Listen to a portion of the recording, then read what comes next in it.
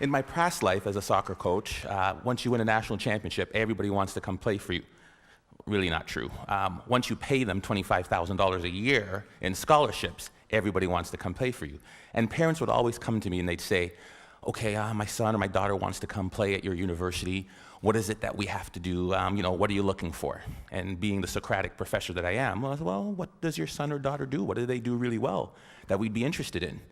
And typically their answers are, well, they've got great vision. They're really good. They can see the entire field. Or my daughter is the fastest player. There's nobody that can beat her. Or my son's got a great left foot, or really, really great in the air and can head every ball. I'm like, yeah, not bad. But to be quite honest with you, those are the last things I'm looking for. The most important thing, self-confidence. Without that skill, and I use the word skill intentionally, without that skill, we are useless as a soccer player. Because when you lose sight or belief in yourself, we're done for. I use the definition of self-confidence to be the ability or the belief to believe in yourself to accomplish any task, no matter the odds, no matter the difficulty, no matter the adversity. The belief that you can accomplish it, self-confidence. Some of you are saying, great, I don't have it, I'm so shy, I'll never do good. And you start to drag all the way down here. But I use the word skill because I believe it can be trained. And I'll show you a couple of ways in which we do. Hopefully I won't run out of time. I don't use any slides because my speech always goes here, here, or here. So we'll see which way we get to. The easiest way to build self-confidence. There's no magic button. I can't say, hey, this plane is going down. Who can fly it? Put your hand up. I can. I'm confident. Repetition, repetition, repetition. The problem is we expect to be self-confident, but we can't be unless the skill or the task we're doing is not novel, is not new to us. We want to be in a situation where we've had so much pressure in that. And what I mean, because pressure builds diamonds, we want to be in a situation where, hey, I've done this 1,000 times. I did my speech, and I practiced in front of the mirror. Hey, I'm sounding good. And then I went in front of my kids and my wife. I was like, oh gosh, got a little nervous. And then I get in front of Glenn Gould. Oh my goodness, I'm a little more nervous. By the time I get to the ACG, where 2,500 people, can't say anymore, right? 2,500 people, where 2,500 people are there, I won't have a single ounce of nervousness because of my ability to practice, right? Over and over and over again. The problem with repetition is, how many of us bail after the first bit of failure? How many of us bail after the first bit of adversity? Edison was on that video. And depends who you ask, there's anywhere from 1,000 to 10,000 tries to build that light bulb. 1,000 to 10,000. Practice, practice, practice, and do not accept failure. Maybe it shouldn't be repetition. Maybe the answer should be persistence. Because we all repeat something, but very few of us really will persist. So that's one way to build self-confidence. The other one is self-talk. We all have a self-talk tape that plays in our head. Anybody go shopping and put on a pair of pants this week? If you're a woman, the first thing that always comes, damn, I look fat in these pants. And if you're a man, it's the opposite. Oh God, I have no muscle, I'm so flabby, right? We all have this tape that plays in our head. We all have this negative self-talk that goes in our head. Guess what? There's enough people that are telling us we can't do it, that we're not good enough. Why do we want to tell ourselves that? We know for a fact that thoughts influence actions. How do you build self-confidence? Get away from the people who will tear you down. There's enough of that. Muhammad Ali, I am the greatest. There is no one better than me. It's a difference between hubris and ego and false pride. It's just reminding yourself in quiet, silent moments. I put it down on a list. It's right beside my mirror, right? About all the things that make me who I am. Because I make enough mistakes, and the newspapers will recognize it, and people around me will recognize it, and they'll tear me down. And pretty soon I'll begin to believe it. Stop the self-talk, the negative self-talk. If you'll watch, you'll see some athletes, they'll have a little bandage or a little brand around them. Lance Armstrong's a perfect one. What's his self-affirmation?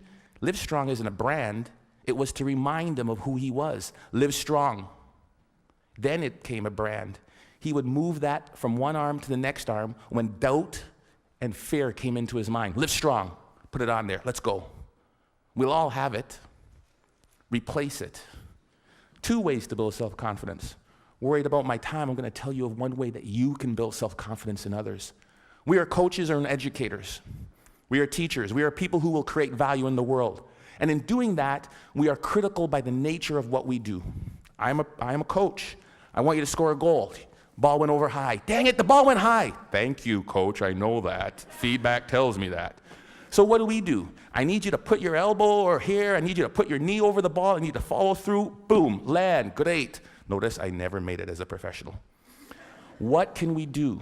We fix mistakes. When I'm fixing that mistake, Johnny, this is terrible. You need to bend your knee. You need to do this. What have I done to Johnny's self-confidence? Bend your knee. Think of this. Next thing you know, Johnny's crushed. Ignore what Johnny does wrong and find Bob or Sally or Frida over here. Great goal, Frida. I loved how you kept your knee low, you followed through, and you landed like this. Great job. Johnny, great. Johnny's not demoralized. His confidence isn't shot. And what I've done is I've built up Frida's. Imagine how we could change the way we parented kids. Instead of, get that glass off the counter, what's wrong with you? If we catch them while they're good. Great job. Thank you, Alice, for taking your glass to the counter. It sounds simple, but we forget about it. Or as educators, or somebody as a team, if we manage to praise the positive behavior that we wanted to reinforce. We forget it. It sounds so simple. Catch them when they're good. We forget it. It's simple. Here's what they did. There was a study in Kansas that did this. They did video, and we all do video, and we showed the video of them doing the run of the play. This goal happened because the basket wasn't protected. We didn't rotate here right. We needed to do this, and then to cover the slot. And if that's the baseline, improvement of the Kansas State team went like this. Then they said they ignored all of that, and they just showed them the times they did it right. The times they did it perfect, that presented no goals, spoke to the same points, improvement went like that. It changed and revolutionized the way we as coaches interact with our student athletes. We can apply that to the business world. We can apply that to our student group works. We can apply that to our management teams easily. Catch them when they're good. Last and certainly not least, my son is really good at this. Self-confident people interpret feedback the way they choose to. I asked my son, who is by the far terrible athlete, gets it from his dad.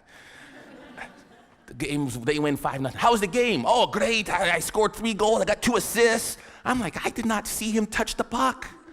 But he has his own perception of how he did. I love it, right? I'm that guy. I'm like, I remember when I was when I met my wife, it was in the Commons. Polly, would you like to go to the movies? Ladies, dingle, dingle, dingle. And she goes, no. I ask her again, because I think that she just hasn't seen me in the right light. Maybe that's not the wrong shirt on, right? Because I'm interpreting that the way I want to interpret it. Finally, I ask her out again. She gives me this one comment, right? Or she sent it through her friend, because that's the way you did it back then. She wouldn't date you unless it was the last person on Earth, the hell was freezing over, there was a small chance we had to save the planet Earth. Some people's like, there's no chance. I'm like, you're saying there's a chance.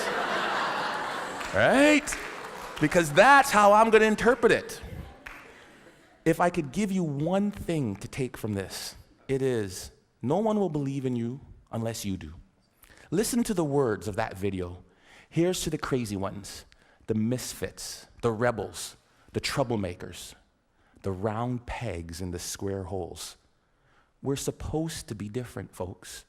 And when people look at us, believe in yourself. Thank you.